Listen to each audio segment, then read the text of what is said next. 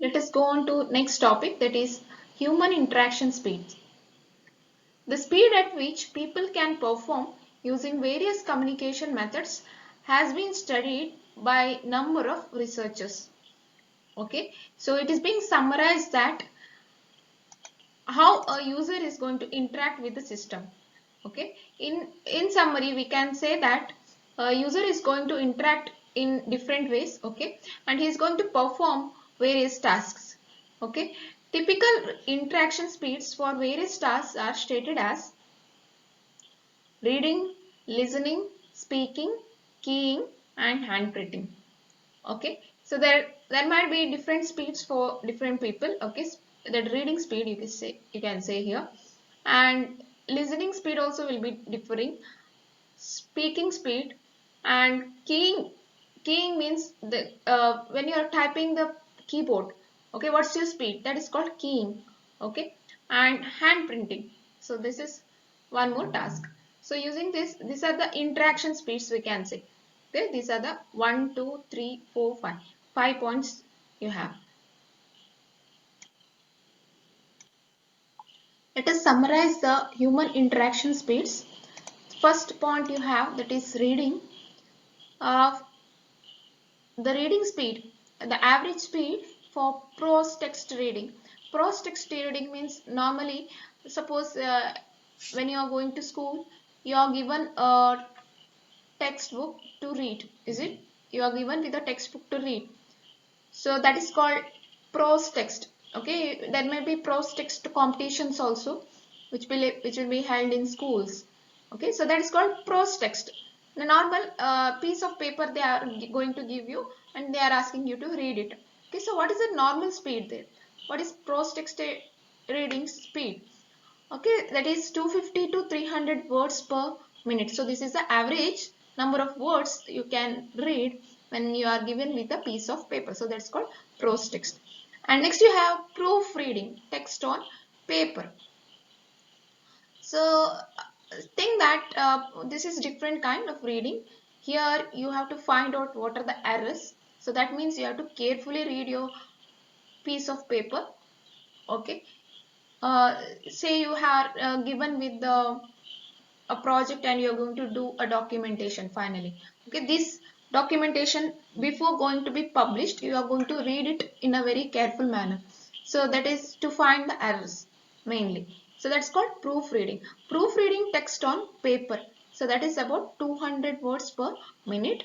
And proofreading text on monitor, it will be again lesser than paper, that is 180 words per minute. And next you have listening. Okay, listening. So listening speed will be lower than reading speed. Okay, listening is 150 to 160 words per minute will be. This is the average speed you can say. Next, speaking to a computer. So normally nowadays we speak with a computer. So your computer has to recognize your words. Okay, so the speaking to a computer, you may be see when the translation is going on, when you're speaking, the translation will be going on in the computer. That means your words has to be understood by a computer. Simply if you go on reading the particular text in a very faster manner, your computer may type it in a different way in the computer. Okay, so this is speaking to a computer has to be bit slow. So that is called one not, that is average speed you have 105 words per minute. Okay, speaking to a, when you are speaking with the computer. And after recognition corrections, so this is another kind you have. Okay, another kind of listening. So this is 25 words per minute. Okay, so that means when there are certain corrections, so if you are speaking to a computer and if it does certain corrections, again that listening speed of the computer will be bit less and it recognizes the corrections there. Okay, that time it will be listening at a speed of 25 words per minute. And then you have keying. Keying means the typing speed you can say. You for type, you where do you type? You may be typing in a typewriter or a computer. Okay, so here Typewriter speed. The fast typewriter may type for about 150 words per minute, and average typist he may type about 60 to 70 words per minute. And in a computer, if you are going to do the typing process, transcriptions, if you are typing, then it may take about 33 words per minute, and if you are it's a composition, then it may be 19 words per minute. Okay, so here next thing you have, that is two finger typist. Two finger typists. Okay, you have some typists are single fingers they use, but here if you are saying two fingered, okay, two fingers they use. So memorize text. If you are typing, then you may be typing at a speed of 37 words per minute, and if you are copying the text particularly, then your typing speed is again decreased, so that is 27 words per minute. So if you are comparing here, this is memorized text will be much faster speed. Okay, and hand printing, if you are saying, uh, the memorized text you can print at about a speed of 31 words per minute, and copying text maybe of 22 words per minute. Next topic you have understand the business function. So here this is another topic you are going to study in module 2. So till now we have studied about how the user interacts, what are his characteristics, all this, and you have thoroughly understood what is an user. Okay, now let us go on to next topic, that is business function. So where these business functions are being carried out? The business function is actually carried out in companies or the organizations who are going to run the business. So for example, you have Amazon, Flipkart, Paytm, Snapdeal, Uber, Ola, all these. Okay. So there are many number of sites you are able to see in your systems. Is it many number? Okay. What are these? These are actually companies who run the business.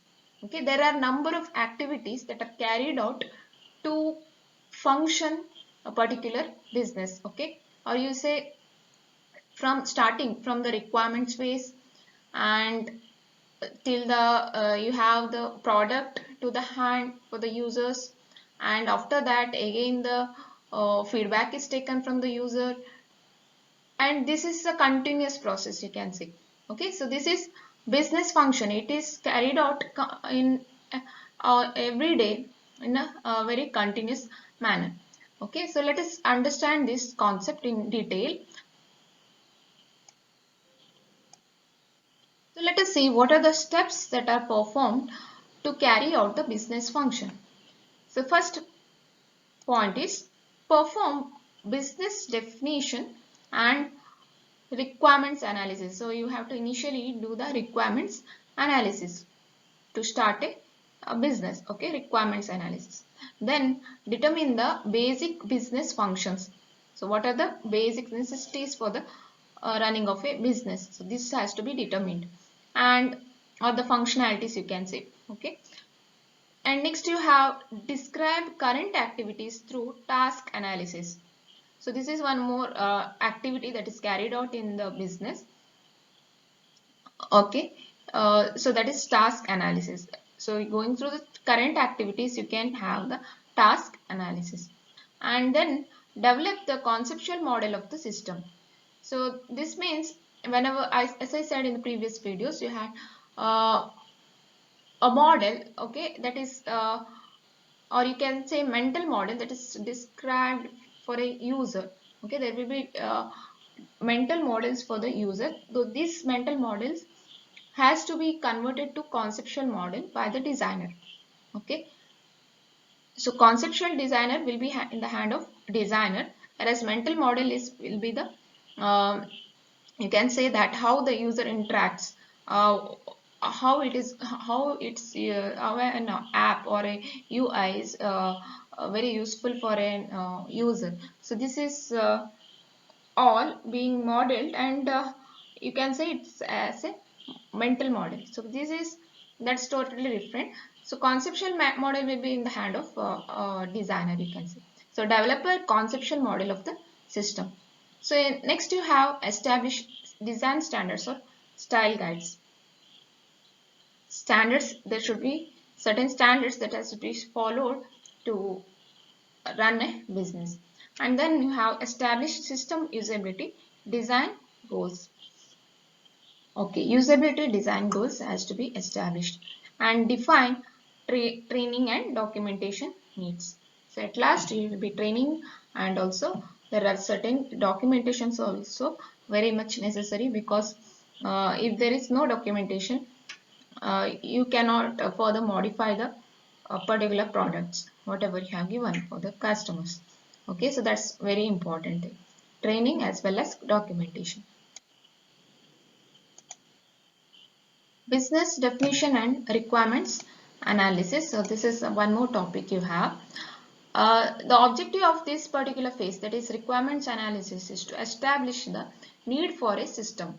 So you want to know what is necessary for a particular system. Okay, to establish a system, what are the necessary things you need? Okay, so that's called requirements analysis. So there are many techniques for capturing the information for determining the requirements. Actually, they are being categorized into two kinds, that is direct methods and indirect methods. So let us see what is direct method.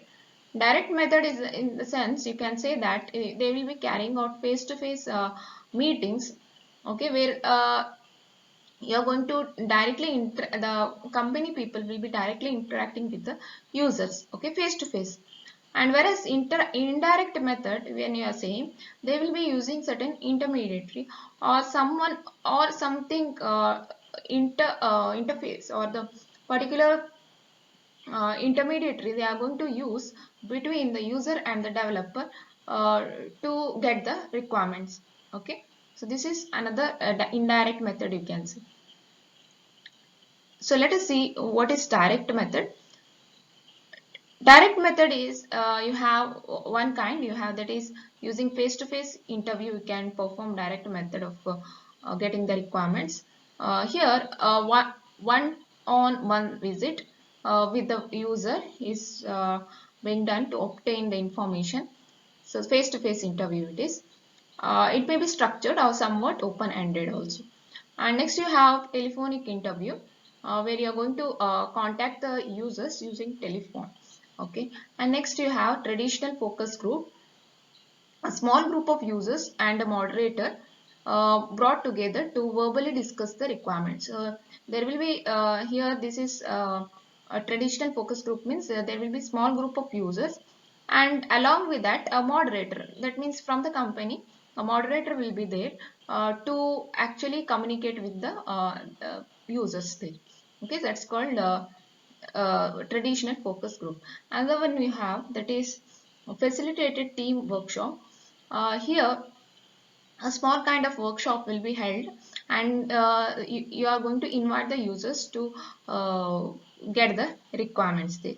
So that is called facilitated team workshop. Another one you have, that is observational field study. Here users are observed and monitored for extended time to learn what they exactly do. Okay, and next you have requirements prototyping. In requirements prototyping, actually the user is given with the prototype, and he'll be allowed to comment for the prototype. Huh? So whenever I say, when I prototype is, before a product is being released, they are going to release a prototype. Okay, like a demo piece you have. So there user is allowed to comment for the prototype, so that if any comments which are which they can modify. Okay, so whenever the requirements, new requirements is given, they are trying to modify the particular requirements in the product. Okay, uh, so later you can release the newer product for the customer. So that is requirements prototyping. And next you have user interface prototyping, where here prototype So again, the prototype is given for the user, and here actually you are going to test the user interface. Okay, prototype is given to actually test the particular user interface, and if certain issues or any problems happen, that feedback is given to the company. So that's called user interface prototyping. And next you have usability laboratory testing, where here users are allowed to go to a particular library, sorry, not laboratory. Okay, so they are allowed to work on the product and they are being observed. Okay, users are being observed, evaluated and measured in a specially constructed laboratory, you can say. And next last kind you have, that is card sorting for websites. Okay, so here like a competition, you can say that uh, the people users are given with the uh, cards, and they are allowed to group the cards. Okay, based on the information whatever they have, they may arrange the cards in a hierarchical manner, and they are allowed to plot it on the particular boards. Okay, so that's called card sorting method. That's especially used for website designing. And this card sorting can be manually done, or else some websites, they have tools for conducting these card sorting games, okay, for the users. So this is about direct methods of collecting the requirements from the user. Next one you have, that is indirect method of getting the requirements from the user. In indirect method, first one you have, that is MIS intermediary. Okay, so here the company representative defines user goals and needs to the designers and the developers. Okay, so there will be a company representative who is going to define the user goals. Okay, so this representative will be interacting with the company. Okay, not directly user is not going to interact with the company, or directly user is not going to give the requirements to the company. uh, First, company representative will collect the user goals and what is his needs, and then he is going to give it to the designer or the developer. And next you have paper survey or questionnaire. A survey or questionnaire is being administered to sample of users using a traditional mail method. So that means using a post. Okay, you can say in the post they will be posting uh, what are the requirements for the user. So that feedback will be sent to the company. And another way you have electronic survey or questionnaire. So this is manually you are going to send. This is an electronic way. Okay, second kind, the third kind you have. Okay, this is also survey, but what you are going to do here, emails are being sent to the users to get the feedback. And next you have electronic focus group. Here in this particular kind of method, a small group of users and a moderator is allowed to discuss the requirements online using their own workstations. Okay, so again here users and moderator will be discussing about the matter or the requirements they need. Okay, so that will be carried out in a online mode. And next you have marketing and sales. Here what exactly they do is, one of the company representative will be allowed to meet the customers, and he will be asking the suggestions. What are suggestions from the user, you can say. Okay, he'll be asking what are the needs of the user, or what are the suggestions that is given by the user. That's called marketing and sales. And next you have support line. Okay, information collected by unit that helps customers with the day-to-day problems is being analyzed. For example, support line, you can say customer support, you have technical supports, or you have the help desks. So why these are present? To interact with the interact with the customers, or you can say totally help the customers in the by providing the service. Okay, that's called support line. And next you have email or bulletin board. So here problems and questions and the suggestions from users are posted to a bulletin board or through mail, and then they are being analyzed by the company people. So that's called email or bulletin board. Okay, and next you have um, so bulletin board is, in the sense you can say it's like a suggestion box. Okay, uh, if you have any problem you can go and write on that, like that. Okay, and then you have user group. Improvements are suggested by customers groups who convey periodically to discuss the software usage. Okay, and so there will be customer groups who are going to convey the message to the company by using the certain software. And then competitor analysis. So here review of competitor's product or websites is being used to gather the ideas and uncover the design requirements and identify the task. And why here competitor's product is being used? Because the see whenever app or any application or any system is being released for the customer, what they do, the users may have an alternative products for the particular task that they are going to carry out. Okay, so why these alternative products are being used? So that thing, they using that they will be getting the ideas. So you can say that what are the drawbacks of your systems will be analyzed here. Uh, that is called a competitor analysis. And next you have trade show. Customers at the trade show are presented a mock-up or prototype and asked to comment on that. Okay, trade show is like trade fairs you have.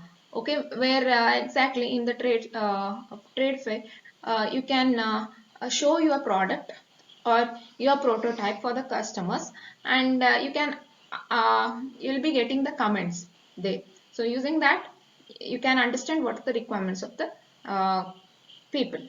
Okay, and another you have, that is other media analysis. An analysis of how other media, print or broadcast, present the process, information or subject matter of interest. Okay, so this is other medias also you can use for getting the um, that is other media means using the printed hard copies, or you can show your what you can say the products in online mode also.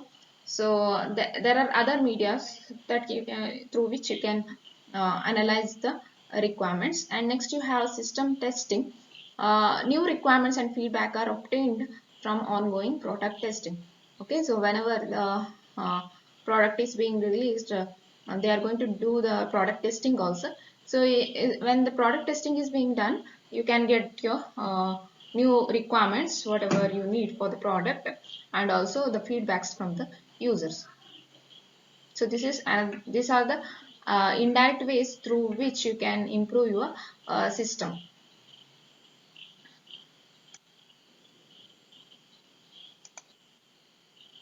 The first method of having an interaction with the people is you have a direct method. In that you have individual face-to-face interview. So here you can see that user is being sitting here, and there are few interviewers who is going to ask the questions to the particular user. So it will not be like a formal questionnaire session. There will be very structured manner of having the questions. Okay, and one to one or one on one visit is being held with the user. So only one person will be actually sitting for the session here, and rest all will be the interviewers. Okay, and let us see what are the useful topics they are going to cover in the interviews. So here what they are going to ask is the activities performed in completing a task or achieving a goal or objective. So this is one of the question they may be the interviewers will be asking, that is what kind of activities the user is going to perform to complete a task. And next question will be maybe kind of what methods are used for performing the activity. And next maybe what are the interactions, what kind of interactions you are going to do with the people and with the systems, okay, whenever you are using a particular product. So this is one thing you are going to the topics what is being covered. And it's also very useful to uncover any potential measures of system usability, unmentioned expectations, and relevant knowledge the user must possess to perform the activity. So they will also cover some other necessary things that is very much useful for the organizations. That is, one thing is system usability. Okay, you can say this is the topic they are going to cover. And some users, okay, see if people that's organization people or the developers will not be knowing certain expectations of the user, so that unmentioned expectations are also being discussed here. And what kind of knowledge the user must possess to perform certain tasks, so that is also will be discussed with the user. Okay, if you are going to, so this is a general rule, you can say these two or the six points whatever you have, these are the general questions or general topics that they are going to cover, the interviewers are going to cover. And let us see for how the questionnaire will happen for a website designing. So if you are designing a website, the following kinds of interview questions are appropriate for asking a potential user. What is potential user? Potential users are nothing but the people who are going to exactly use the particular system or the particular website. Okay, so here uh, what are the questions? Present a site outline, okay, or proposal, and then solicit comments on the thoroughness of content coverage and suggestions for additional content.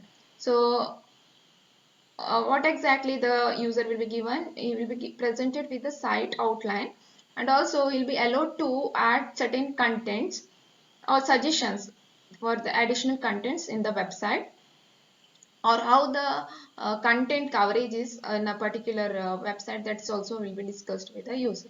And ask the user to describe situations in which proposed website might be useful. So what kind of situation, in what situation particular website will be useful, so that will be also discussed. Okay, whether it's useful in the emergency cases, or whether it's useful for the education. So this situation, what kind of situation this particular website is useful, so that is being discussed here.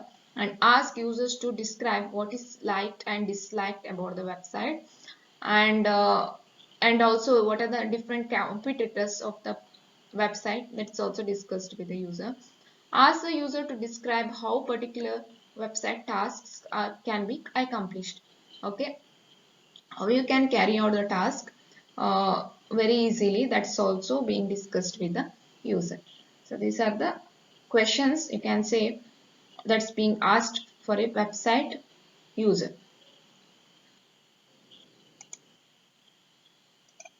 Telephone interview or survey.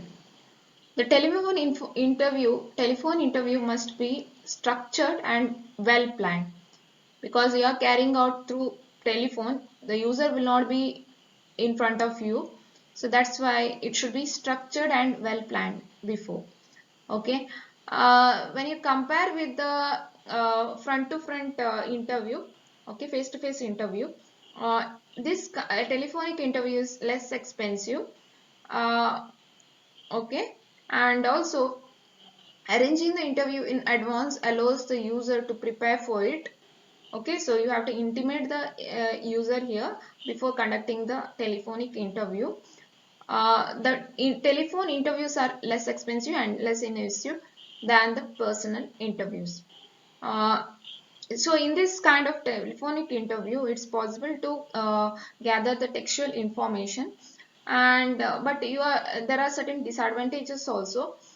So when you can record the telephonic interview, but what kind of disadvantages you can say here is, you will not be allowed to see the body languages in the telephonic interview, how it's going to react, how the user is going to react. So also you cannot contact the right person in the telephonic interview, so that may be also another disadvantage here. Next, next one you have, this is also direct method, traditional focus group. So what is this traditional focus group? Here a group of 8 to 12 users and a moderator are brought together to discuss the requirements. Okay, you can say one person will be a moderator and other persons who are there will be the users.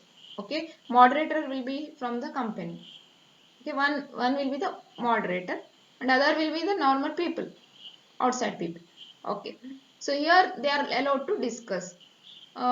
Here generally this kind of interview sessions will be held for about 2 hours, and you are allowed to do the recordings of, you can do video recording or audio recording also, and they will be permitting to have a detailed analysis of the participants comments. And if you are seeing, setting up of the focus group involves following points. Okay, you are going to establish the objectives of the sessions initially. So you have to understand what are the objectives of the session and select the participants representing the typical users or potential users. Okay, you have to select certain participants who are going to use the product or your system, and you have to write a script for moderator to follow. So one person will be a moderator, that he will be the person who is actually from the company.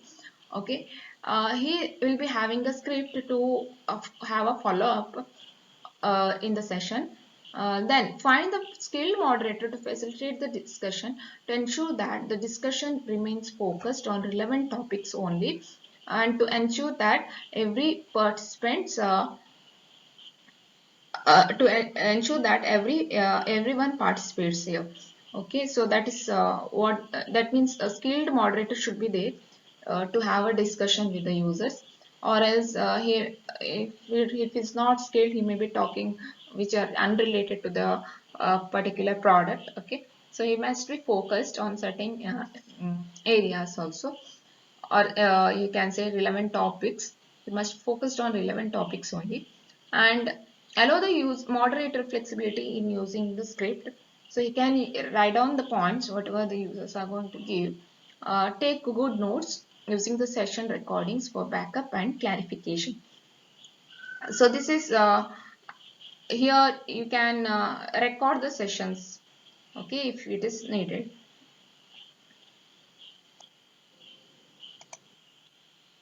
Facilitated team workshop.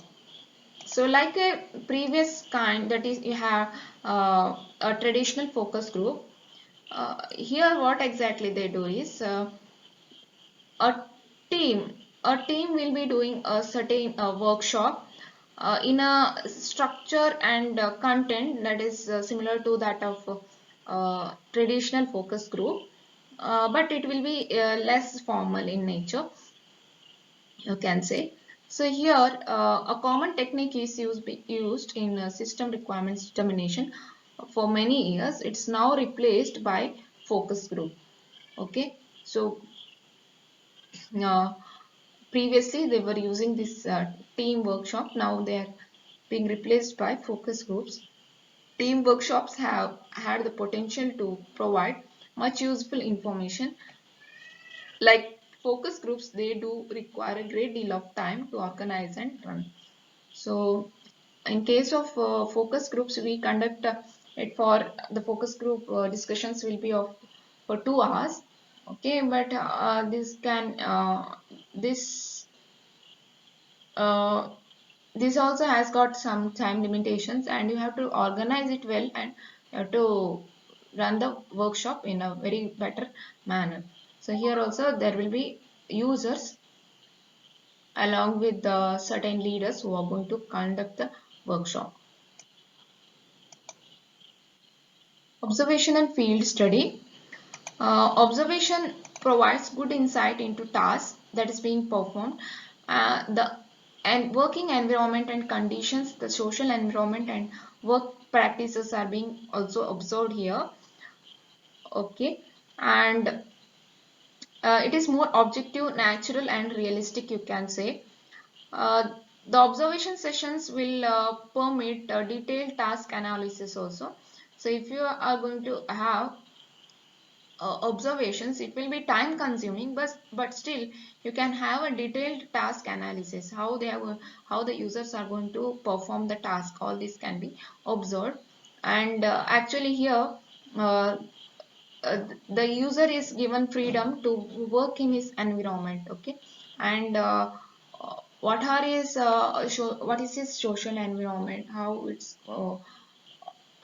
is influenced by the social environment, and what are his work practices. All these are being observed carefully in this kind of requirement analysis. Next one, you have requirements prototyping. A demonstration model or a very early prototype is being presented to the user for their comments concerning functionality. So whenever you say a particular app or any system is being developed, they initially uh, provide a prototype to the user, so that user will be allowed to give the comments on the particular prototype. Okay, then they are going to analyze it. What are his comments, everything they are going to analyze it. So then later they can have a better requirement. So this is called requirements prototype. So user interface prototyping. Here actually a demonstration model or a early prototype is being presented to the user to uncover the user interface issues and problems. Okay, so that user can tell where exactly his icon should be, or where exactly his menu should be lying on a user interface like this. Okay, so direct interaction will be done with the user, and the user is actually allowed to look into the prototype very carefully. This one you have, that is usability laboratory testing. A special laboratory is constructed and the users are brought into the laboratory to perform the actual newly designed task. Okay, usability tests are done here, and you'll be allowed to see what actually the people do, and the common problems are described here in verbal descriptions. Problems uncovered may result in modification of the requirements. So if the problems are being uncovered in the usability testing, later what happens after giving the particular product to the customer, again you might have to do the modifications. So if you are in the usability laboratory testing, if you are able to identify the problems or the requirements, later modifications are not needed for the product. Okay, so that's why here usability testing is very important stage in any design of a particular graphical user interface. And then you have card sorting or for websites. Here, this is a technique used to establish hierarchical grouping of information for websites. Okay, uh, the potential content topics are being actually placed on the individual index cards, and the users are asked to sort the cards into groups that are meaningful for them. Okay, so this will be like a kind of game where 50 content topics may be given for the identified topics will be given for the user, and they are given for the user, and that will be mentioned on the index cards. Index cards may be like this. Okay, and that will be spread in the table, you can say. Card sorting, or you can say the cards whatever they have written here. Okay, for example, about us, tour, subscription plans, pricing, all this will be placed in the table, and users are allowed to place these what you can say, place these cards in a hierarchical manner. Okay, and so suppose you say client area. Client area is the main topic they have. Okay, under this a particular user has hierarchically arranged the cards in this manner. That is support, affiliates, like this. Okay, the company is the topic here, and under this he has arranged about us and testimonials. So like this, these kinds of cards are given to number of users and they are allowed to arrange in a particular hierarchical manner. Okay, and this is analyzed, this particular arrangement is being analyzed by the people for website designing. Okay, so these are the different kinds of direct method of interacting with the users and getting the requirements.